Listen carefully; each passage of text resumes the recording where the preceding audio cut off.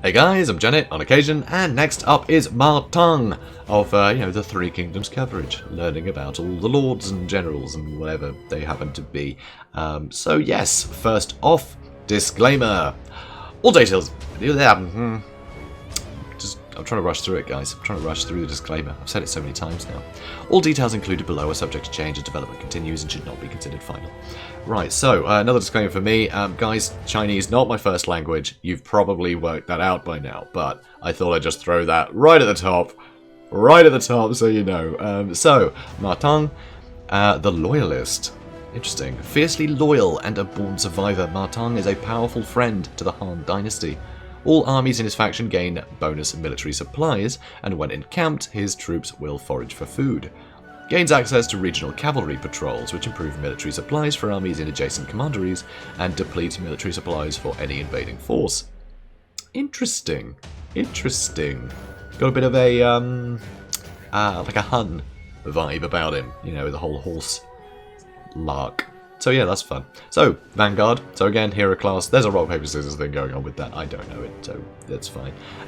But I'm assuming he runs in first. That's my guess. So, Protector of the West. That is a very cool nickname. That's a very cool nickname. So, who is he? Although the exact details of Ma Teng's birth are up for debate, many believe he was born in 156 CE in the Maoling County, in the Fufeng? In the Fufeng Commandery. His father, Ma Ping, was once an esteemed officer of the Han Empire, but he was dismissed from his post after a mysterious dispute. Interesting. Ma Ping then went to live among the Jiang tribes in northern China, married a local woman, and fathered Ma Teng. Ma Teng's early life was one of great poverty. In his youth, he was put to work selling firewood he collected from the mountains to help his family make ends meet. He grew up to be an accomplished warrior, and when the Jiang tribes rebelled, he enlisted in the Han army to secure the rule of the Han government. His significant martial prowess shone through, and when the rebellion was suppressed, he was granted the title of officer in the Han Empire. It was during this campaign that he met and became friends with Han Xu, and together they now control much of the Liang province. Rising from nothing to a position of power and wealth because of the support of the Han Dynasty, he is keen not to see it fall to pieces. While many others have broken their oaths of fealty, with the echoes of his father's disgraceful removal still hanging in the air, Ma Teng is keen to avoid the same fate and bring further shame to his family. Even as a storm of chaos rolls... Storm of chaos, huh? It's just the Warhammer links are just... yeah. Anyway, storm of chaos rolls and thunders over Liu Yang. Ma Teng does not let the schools of court cloud his mind. Though many say the dynasty is finished, Ma Teng remains loyal to the Han, prosecuting the enemies of the Emperor above all else. On the western fringes of the Empire, he has long defended China's most valuable trade routes, holding back hostile interlopers, and will continue to charge into battle in the Emperor's name. Ma Teng may treat his friends well, but he remains merciless with Han's enemies. He was made General of the West and was persuaded, along with Han Xu, to aid Dong Zhuo in battling against the coalition that formed against him. Ooh. Playstyle.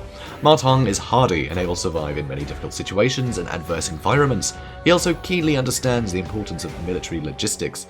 All armies in his faction gain bonus military supplies, and when encamped, his troops are trained to forage for food, meaning his armies are strongly equipped to push forward, continue on the front foot, and support a strategy of aggressive expansion.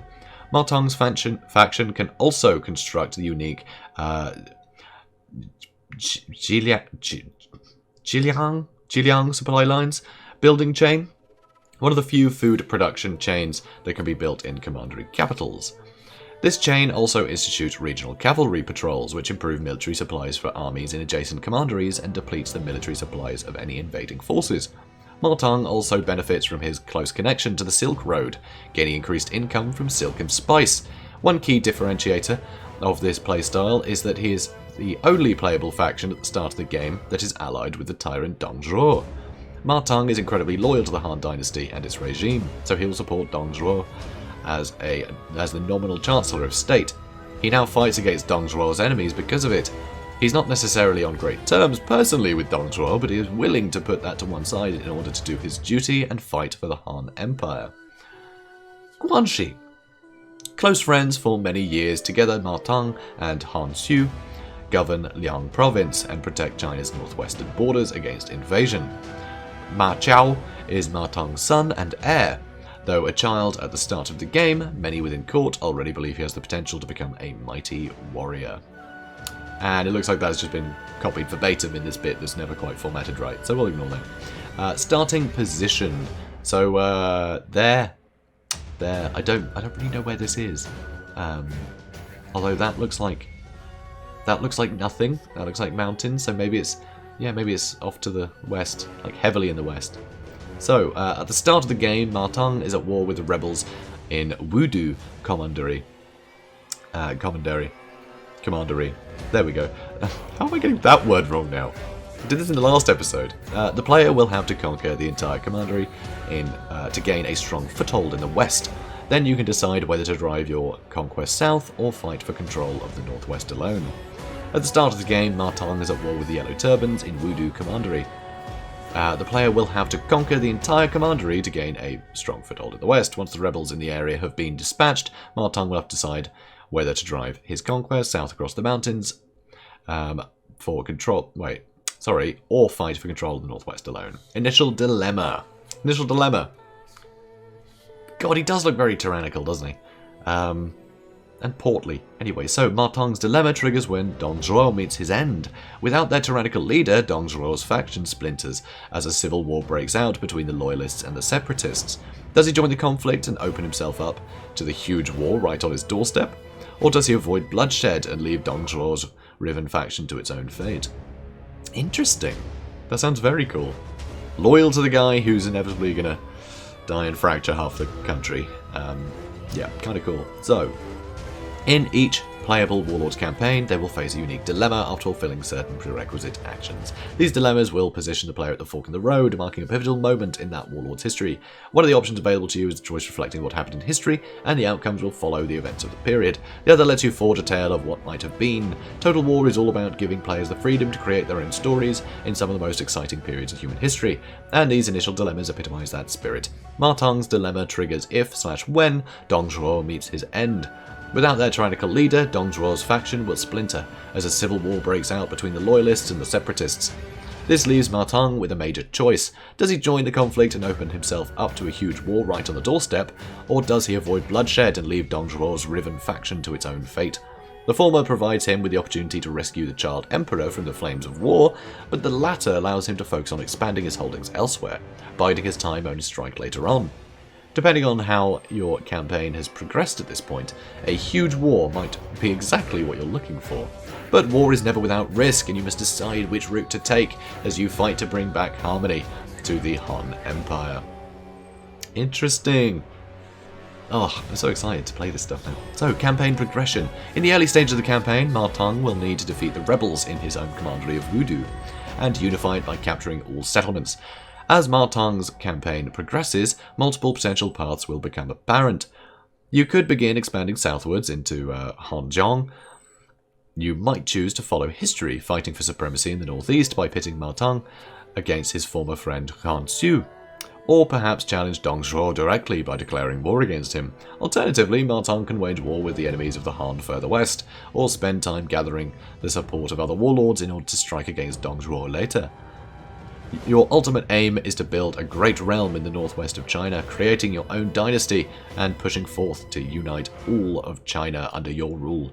The allies and enemies you make during your campaign will have a key role in shaping your pursuit of that goal. What kind of player is Ma Teng for, I wonder? So, Ma Teng is a born survivor. He's well equipped to withstand the harsh conditions of the arid plains, mountainous regions, and the deep jungle. But above all, Ma Teng is driven by loyalty. He'll fight any faction who challenges the authority of the Han dynasty, regardless of their motives. If loyalty matters to you, then Ma Teng is the perfect warlord. How do you call a warlord perfect? It's just... Warlord, guys. Warlord. You know, no warlord is particularly nice. They're called warlords for a reason. Anyway, so, yeah, further reading. As always, there is a link to this blog, which will have links to, you know, you can look at this stuff whenever you like. So yes, there you go. So guys, I hope you enjoyed that one. That was Ma Teng. He seems interesting. The one guy that is actually on the side of the tyrant. But I can kind of see where he's coming from, right? Because you know, it's just he doesn't want to bring shame on his family. There's still sort of honour in that, which is kind of cool to see. I like that. You know, these characters feel a bit more complex, which is good. So that's a lot of fun. So that was Ma Teng, and in the next episode we'll be looking at Yuan Shu. So Yuan Shu we will be looking at later, so be sure not to miss that. If you don't want to, be sure to comment, like, and subscribe. I guess just subscribe to see the next one, or just, you know, go back to the homepage and find it. Whatever you want to do, guys, whatever you want to do. But anyway, it's appreciated. So guys, I guess I will see you in the next one. Have a good day, guys.